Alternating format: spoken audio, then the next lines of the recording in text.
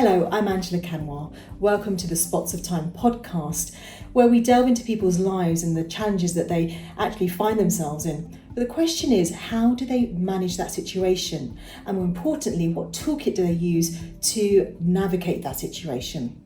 Now, this week, we've got Paul Bradley joining me on the podcast. Welcome, Paul. Hello, Angela. Thanks for inviting me. Great to have you. Paul, could you paint a picture of what life was like for you with your family? I had great parents, a couple of sisters, fantastic. Everything's gone fairly well for me. Got married, got two boys, and had good jobs. Been very, very fortunate in life. Things have gone well for me. So, you're painting a very nice picture there. Happy family, stable job, and then there was one particular day that kind of changed your life. Could you walk us through that? Yeah, certainly. So I've always been a fitness fanatic, and I like doing sort of sporty things and that. And I encourage my boys. And when they were young, we were outside playing chase, and I lost my footing and fell headfirst towards a curb. And to avoid my head hitting the curb, I twisted and my shoulder hit the curb. And when that happened, it basically snapped all the ligaments that attach the shoulder to the clavicle.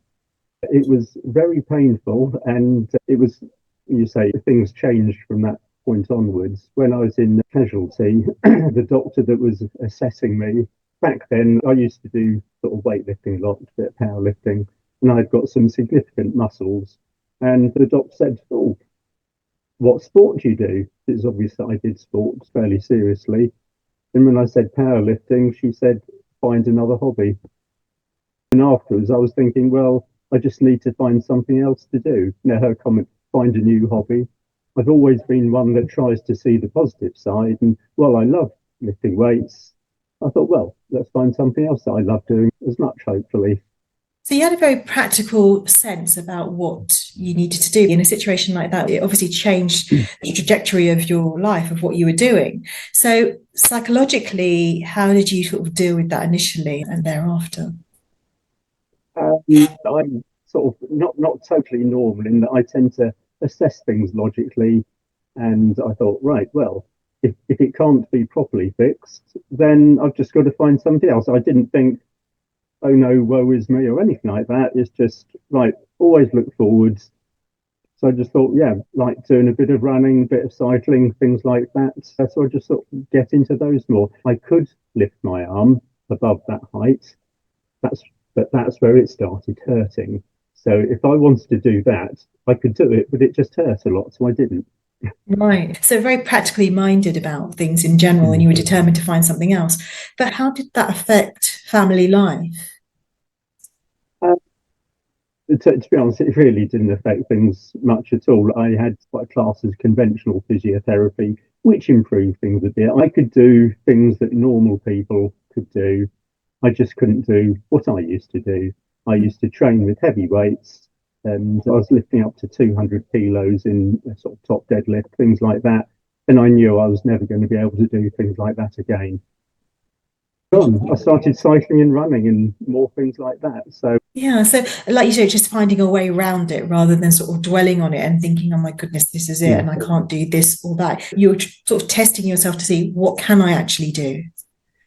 Yes, so I've always been competitive, and it doesn't matter if it's sport, work, or whatever. I just want to be, I'm competitive with myself more than competitive with other people. If I've done the best that I can and someone beats me, that's great. Even if I beat someone that I didn't do as well as I could have done, then I'm disappointed in myself. But I've always been like that, and it's, I just take things as they come and not a problem. And tackle it. But ultimately, that mindset has come from somewhere. You said you've always been like that.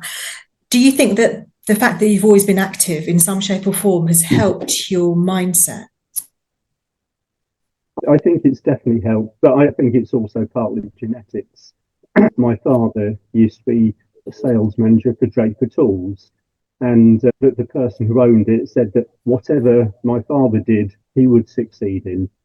And that's been my attitude. Whatever I do, I want to succeed in to the best of my abilities. I just want to do the best that I can, and I focus on that at the time.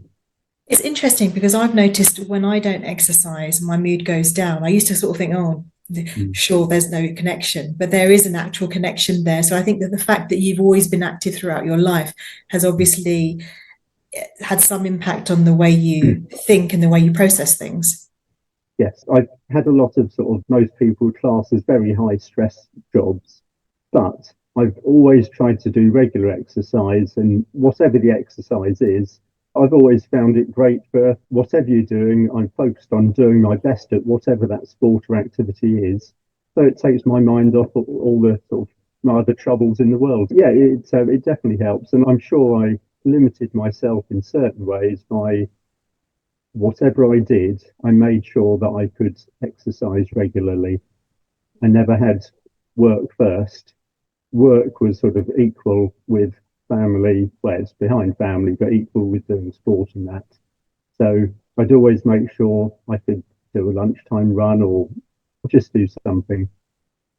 It's very key, isn't it? Because when you think of exercise, people think, oh my goodness, it's like an hour or so. It's going to be laborious. I'm not going to be able to do it. But the key thing that you've mentioned there is that it is part of your routine. It fits into your day. Even if it's a short burst of exercise, that can still have some great effect on how you feel. Mm. Yes, but you need to have the help and support of people around you. So, for instance, I spoke to my director and said to her, I've got this class I want to go to every Monday. Can I just sort of be clear to always have a lunch break at that time? And she said, unless it's something urgent, yes. So the fact that I had a really cooperative boss really made a huge difference. And likewise, I used to do IT support for the military, and they loved all their sport and exercise. And if a civilian like me joined in, well, that was definitely encouraged. But I've tried to get into those sorts of environments rather than ones where you're expected to just sort of sit in the office in front of the computer for your entire time. Support network. So the support network is really important. Now, So I've had an incredibly tolerant wife. She lets me do that whatever I helps. want to do because I let her do whatever she wants, basically. That's a fair Yeah. partnership there, I think. When you were suffering with your ligament injury in your shoulder, and you said it was painful from time to time, how long did this go on for, and what was the turning point? That went on for about 20 years, and it was just a normal part of my life.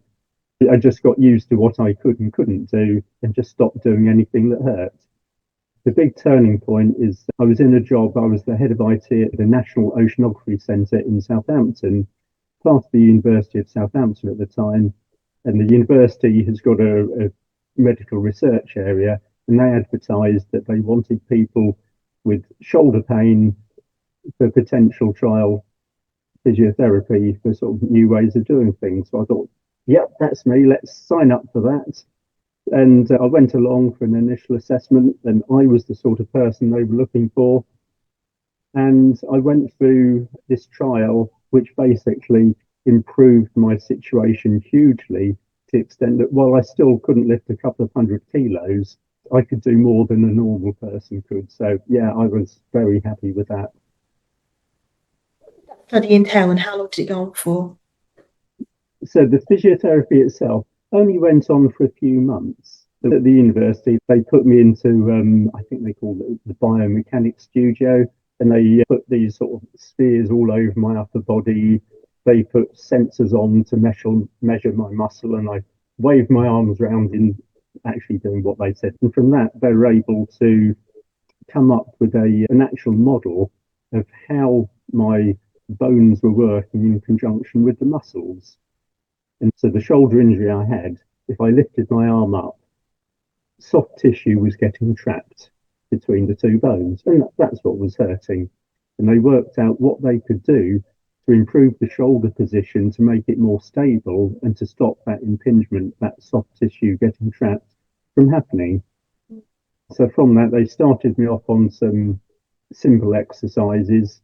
And what was different, it was very personalised for me and my specific injury. And over a period of a fairly small number of months, they taught me how to, it was basically shoulder back and down.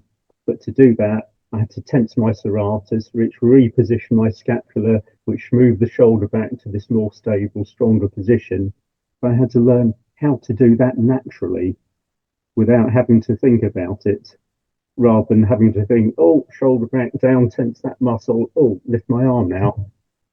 So, and it was that bit that was that little bit special sort of thing. It was quite transformative for you. It was, and at the same time, well, I mentioned I've always been a fitness fanatic. A friend of mine that helped. She said, "Come along, join in my pole fitness class." And it was just after I'd started the physiotherapy. And to start with, I was absolutely useless. I was still reasonably strong, but uncoordinated, no flexibility, no nothing. But it was fun. It Yeah. was good exercise, and I went along with it. And as the physiotherapy was giving me more and more benefits, it was enabling me to do more and more moves in the pole fitness that actually were very stressful on my shoulder, which there's no way could I have done before. Pole fitness is a kind of a cross between, is it aerobics and dance? Is that the best way to describe it? I would say a better description is its nearest sport in most people's eyes is gymnastics. So when my children were small, they did gymnastics, sports acrobatics, and I got roped into helping teach them and the rest of the class. So it was a sort of a natural extension of that. And if you think of gymnastics, then yeah, it's just a different piece of apparatus. Rather than a horizontal bar, it's a vertical bar. And that's more challenging, actually. Well, yes.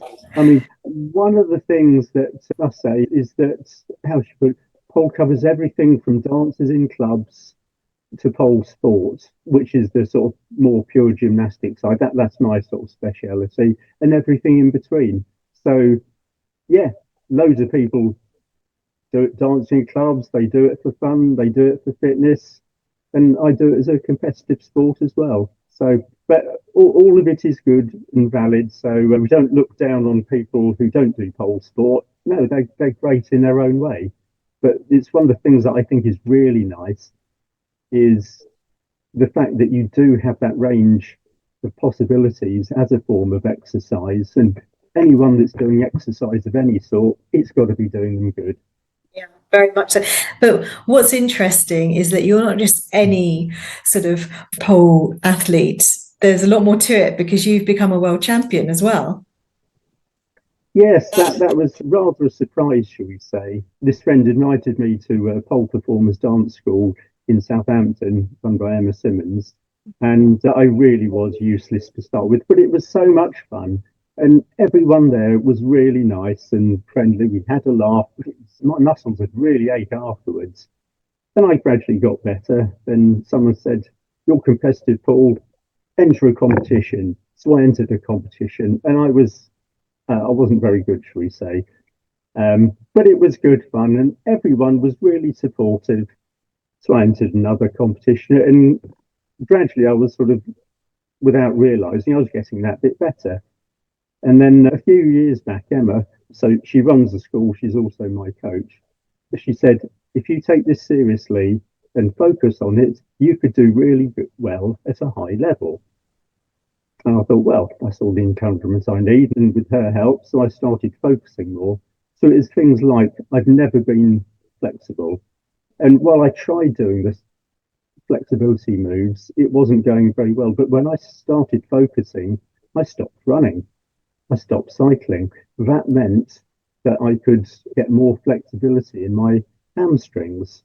And to compete at a sort of national world level in that, you've got to be able to do the splits as an absolute minimum. And after a few years, I managed to get my splits. And at that sort of time, I thought, right, well, let's see if I could, yeah, no idea. I always aim high sort of thing. And I saw a social media post from the British Pole and Aerial Sports Federation talking about, do you want to join the British team? Come along to one of our trials. So I went along, and I was very pleasantly pleased that I actually managed to get through. So from that, I've sort of done some international competitions, and it culminated in 2022 in Switzerland at the International Polesport Federation competition. I became my age group world champion and world record holder. So I was very pleased with that. That's incredible, a feat that you've actually managed to achieve from where you were coming from in terms of, in your own words, you said, I was a bit of a muppet. I'm quoting you and you said that. I mean, people think I'm exaggerating. No, I wasn't. People were laughing in a nice way at some of my really useless attempts at doing things. But yeah, it was fun. Everyone's really, really nice. And I loved it. And it's one of the things that I think is very under-recognised, shall we say, when it comes to that area, in that while everyone sees the physical side, it's so good for almost everyone's mental health that does it. The number of people that they do poll, and most people have got some sort of issues in the background, but it helps build their confidence. It helps them sort of take their mind off some of their problems. And an awful lot of people, they get more mental health benefits than they do physical benefits. I mean, I've been very fortunate. I've never had any sort of real issues in that area. But since I've been teaching, I've noticed the number of people that come in that get huge benefits. They've got some real problems and issues in their life. And it really helps get them over that. The sport's good, but the mental health benefits are even better. And I've had similar but smaller scale in other sports like running and cycling and gym work and that, but it's not to the same extent that I found doing pole sport and pole fitness. Kind of like a renewed lease of life in a way for not only yourself, because obviously you've overcome your injury, but also for the participants who partake in the classes on a regular basis, like you say, improve mental health, sense of community, enjoyment as well. You know, you have to enjoy your life where you can. There's no point doing sport if you don't enjoy it. You know, if someone says it's good for you but you don't like it, no, it's not going to work. Yeah, it shouldn't be a drag. No. So, as you said, you've always been a positive person and you're very practical minded, but you have drawn upon your toolkit in being that way inclined. The fact that you had a challenge and you thought, right, how am I going to tackle this? It was your practical sense that you thought, right, what am I going to do?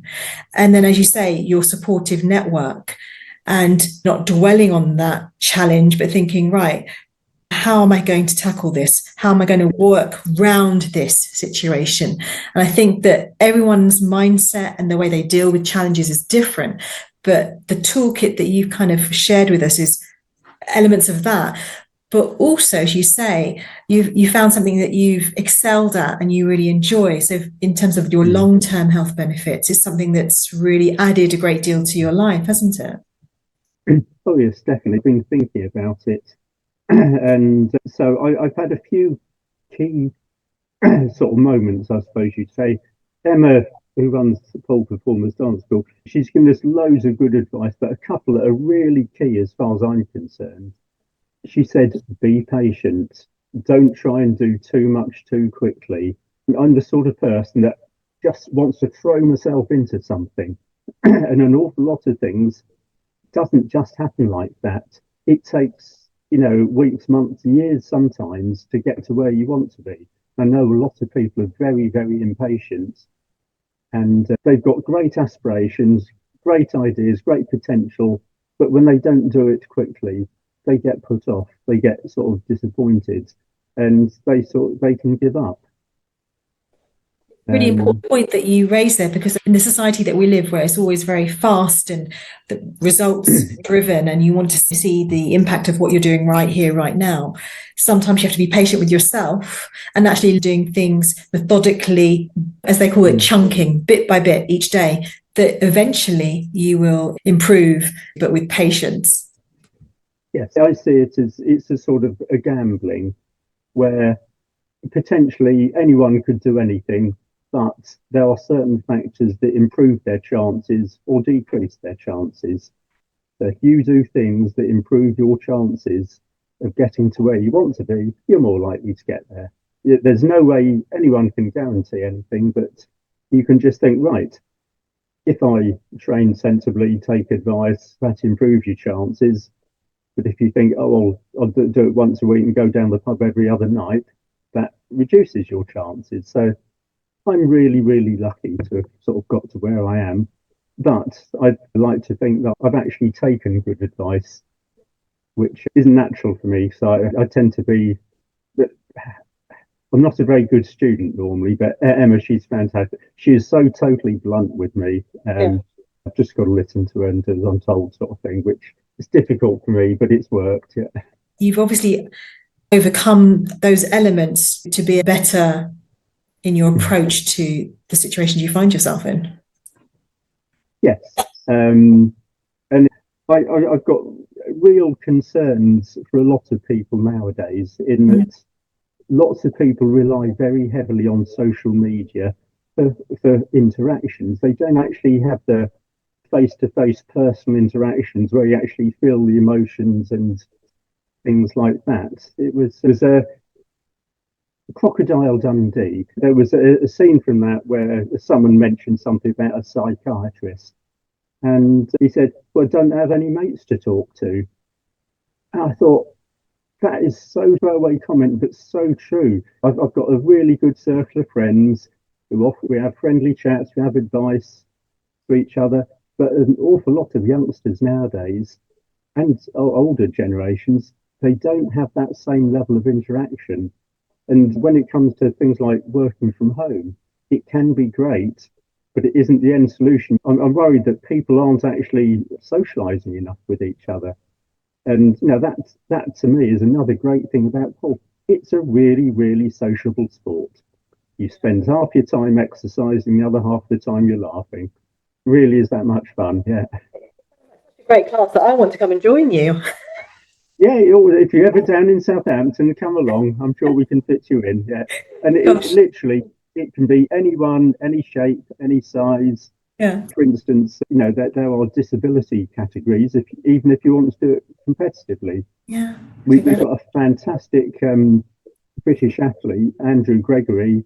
He's been world champion, world record holder, and he's only got one leg. Phenomenal. And he truly is phenomenal, and he's well known for it because your initial reaction is, oh, how can he do anything? He's only got one leg. But after a few seconds, you forget that because he's just a fabulous sportsman. He's absolutely top. He's a really nice bloke as well. It's really inspirational to hear those examples and from your experience of what you've been through, even though you say I'm practical minded, I'm positive and looked at it on a very sort of logical sense of how to deal with the situation. But the fact is you were still presented with that challenge, and people have different challenges going on every day in their lives, as you mentioned, and the polesport classes that you're having on a regular basis, as you say, really does have a positive effect on people's mental health, and it's interactions with people that is so key. You can never underestimate that. It is definitely, and it's something that I didn't realise at first, but gradually it sort of dawns on you that, I've had people literally come into the class, I've had a really bad day at work, make me happy sort of thing. So I throw a really scary move at them, at which point all they're thinking about is not dying, and all their sort of problems of the world go out of their head, and that's it. They're into the whole world. They're happy. They're having a laugh. Of course.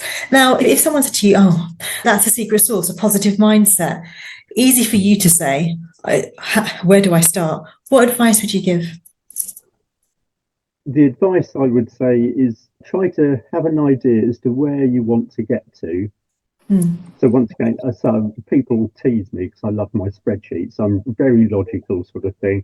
I think, right, if I'm starting at one point, if I start at A, how do I get to B?